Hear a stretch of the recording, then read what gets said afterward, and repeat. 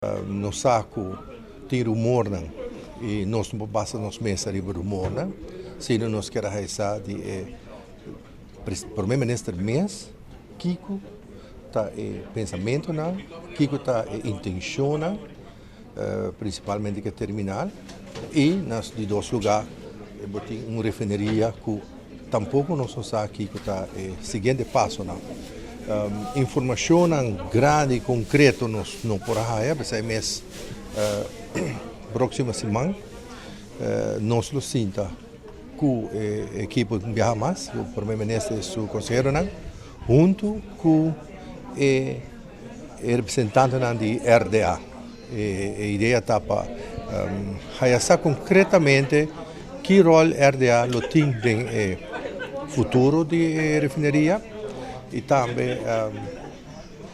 que nós está espera para sobre a trabalhadora aqui também vai ter uma incertidumbre muito grande.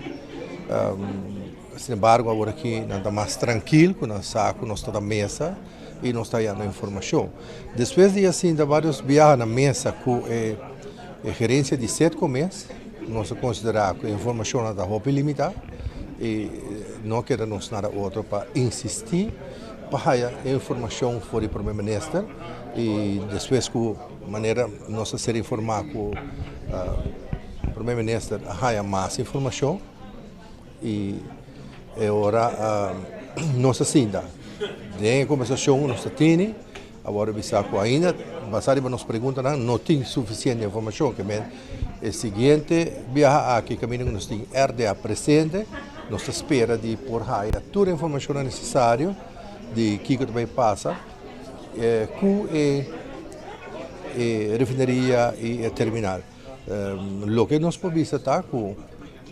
nossa impressão, tá com ainda tem esperança para a refineria, pero o que sim está chance para nós podemos estar com sete com o que queda com a refineria está muito chiquito, mirando circunstâncias.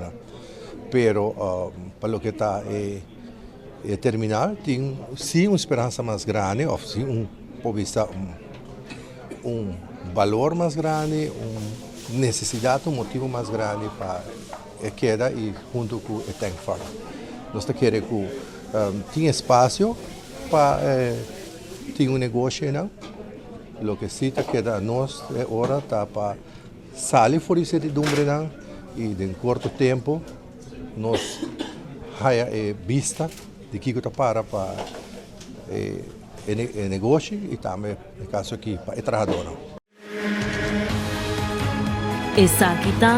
é a Rubiano, o website